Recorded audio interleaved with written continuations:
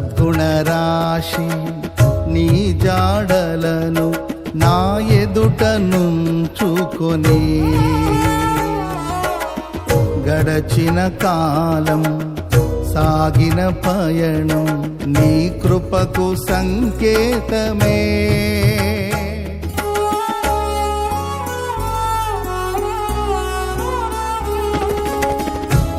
సద్గుణరాశి నీ జాడలను నా ఎదుట నుంచుకొని గడచిన కాలం సాగిన పయనం నీ కృపకు సంకేతమే. కృప వెంబడి కృప పొందగా